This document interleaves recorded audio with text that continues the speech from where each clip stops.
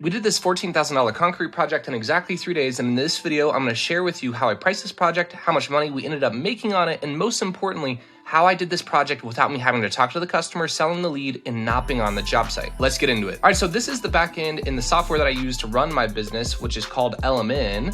And you can see here, we estimated a total of 79 man hours for this project. Our total project costs were going to be $8,382. That's basically all of my labor, my material, everything that's actually going to take to get this job done.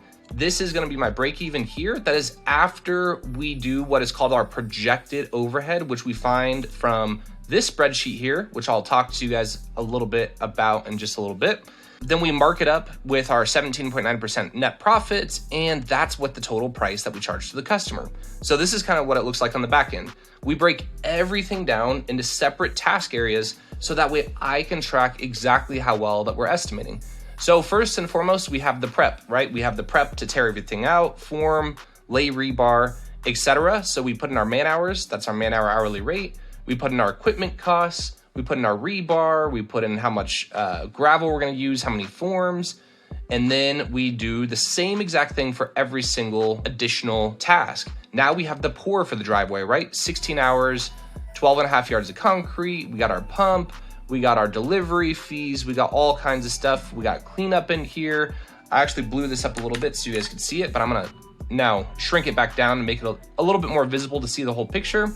We got the walkway replacement, prep, walkway replacement pour. So when all of that averages out, that's kind of how this works. So a lot of people still do their estimates on basically on sheets of paper. I would highly suggest you don't do that because as you can see, there's a lot of math that goes into it. And the nice part is once you set up a software like this, like LMN, it doesn't have to be LMN, but it does all of the math for you and it saves it in a nice, organized, clean way so you could go back and view it, so you could track, etc. So basically how we priced it is we take each individual piece of this job.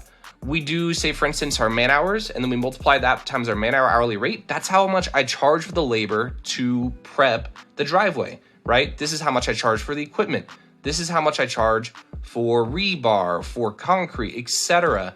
So, and then I go through and I do that for every single thing. So once you go through and add that up for every single task, this is what it basically brings us up to, okay? So that's what we bid this at. Now it's time to find out how well I did. The biggest thing for me always is man hours, okay? Because my man hours, not only, you guys will see here, I do end up paying $42 after basically how much overtime I factor in, how much my labor burden is, and all of that stuff.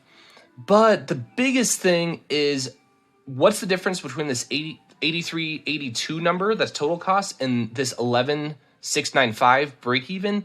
All of that is broken down into basically our overhead cost per hour. So you guys can see here, just on this project alone, I had a little over $3,000 of overhead. And how do I find that? I know I'm getting a little bit deep in the weeds, but basically I use really cool spreadsheets like this one, right? Like we have everything from, we put in how much our admin are gonna cost, indirect wages, depreciation, how much money we're gonna make from equipment, our workforce, labor burden, how much we're gonna mark up materials and subs, etc. And then it all comes down to how many hours I'm gonna have to sell, what am I charging per hour, and then basically we'll take my overhead and divide it by all of these hours. My overhead cost per hour is $52 an hour. It's kind of crazy, it adds up super fast, okay? So then what I do as a business owner is on the back end, I download reports like this. This is also why I love LMN. This is actually the back end of LMN, which is called LMN Time. I'm actually gonna scroll a little bit out. There we go. And now we can see here exactly how much each of these prep areas did, because what my guys do is they actually log into an app on the back end and they clock in to these individual projects. So they clock in to prepping the driveway. So for the prepping the driveway, I actually spent 57, basically 58 man hours, and in here, I only bid 36. Actually, sorry, I bid 34 for this, and then I also have to add the walkway piece here, which is down below.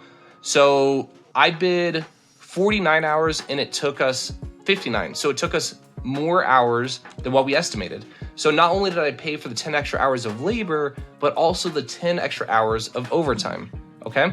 Now we see here that we said for pouring the concrete, for putting the blankets on, and then for cleaning everything, we spent a total of 17 plus 33, so 50 man hours for that. Actually, so total man hours for the job, sorry, this was a different project right there, but total man hours that we spent for the job was 91.9, and I bid 79. So we went over by about 12 hours. I will say, as you guys can tell, this is a winter project. We almost always go slower in the winter than what we do in the summer. And on top of that, in the winter, I'm really just trying not to lose like a ton of money, so I don't factor in my overhead quite as much. But that's basically how we priced the project, and how we did is all of my materials costs came out exactly, but I did go over on labor by 13 hours, which cost me about an extra, man, I'm just doing quick math here, about an extra $1,000. So if I add that to my break even, I basically only ended up making like $1,500 on this project. But again, this is in winter, I'm not that concerned about it. So that's how we priced the project. That's how we basically did. That's how we made so much money on it. All right, now the funnest part about talking about this project is I do want to talk a little bit about how I basically was able to do this project on it without me spending any time talking to the customer. So I was not the one that sold the customer. I was not the one that reached out to the lead. I did not do any type of sales. I did not do any type of project management, and I never had to go to the job site. Actually, the only thing that I basically did for this project was I looked at the numbers on the back end to make sure that it's even remotely acceptable. But all the other pieces of doing this project was done by someone else, which I think, you know, back when I first started in business, I always knew that that was possible, but I had no idea, like, basically how to do that, right? I thought that as a business owner, you know, and it's funny, I actually literally just got back in from Mexico. I like to take vacations this time of year in the winter because it's super slow anyways. But while I was there, I had a friend who's like, oh man, I bet it's super hard for you to leave. And I'm like, dude, the crazy part is at this stage in business, not really. And I don't want to say any of this to brag or to say, you know, look how great I am, because we still have a long way to go to accomplish what I have as far as a vision in the home service industry. But it is a cool stepping stone. And I think, you know, a lot of times I get a lot of flack because people are like, oh, that means you just don't do anything. And that's not true at all, okay? It took literally 6 years of working on the business, not in it. I also had to work in it, but I would spend extra hours every single week working on the business. And what does working on the business really look like? I mean, in the very beginning, it was literally just making sure that I had enough projects to keep me and then my 2 other people in the company busy. That was it. That was working on the business. I had to make sure that I was getting enough leads. And then over time, right, we demonstrated that we can get enough leads and enough work. And so what did we do? I had to work on the business and go out and hire more people. So first I hired more people in the job site, right? I got our job or our crews bigger. And then over time, it was like, okay, now I'm at a point where I shouldn't be the only one answering the phones, doing the scheduling, the bookkeeping, etc. And I brought in an office manager, and she's awesome. And she's still with me to this day, okay? So brought her in. And then I was doing the sales, a little bit of project management stuff, talking to all the customers, all the customer warranty stuff. That was all me. I was still working the job at the time as well. And then over time, I was like, okay, what's the next thing that I need to give up? I need to give up sales because that was taking up all of my time. So I had to find someone, I had to hire them, I had to train them. Were they a lot worse at sales than me in the very beginning? Absolutely, right? Absolutely. A lot of business owners, they don't want to give up any of their tasks because they're so worried. They'll say, well, the person that I'm going to hire, is it going to be as good as me? I'm like, well, yeah, not right now, but that's your job to train them. They're like, well, that's really hard. Yeah, dude, it is. It takes a lot of time. It takes a lot of effort to train people, hire them, get them up and running, okay? So then over time, that salesman, he grew more and more and more, and I was the one kind of managing everything as far as the operations of the business. So then I brought in a project manager, right?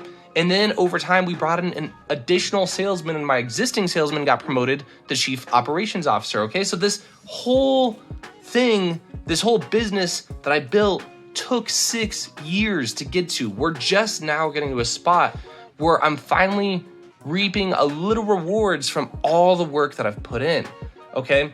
But, I talk to a lot of people on the back end of the business, and they always pull a lot of money out the door right in the very beginning because they're like, oh, well, I want to make the most money as possible. So they don't reinvest back into the business. They don't reinvest back into employees. They don't reinvest back into good equipment. And it takes them like 20, 30 years, if they're lucky, to ever get to this spot. And that's why I wanted to make this video. I think a lot of people, they either don't believe me or hopefully it challenges your mindset a little bit.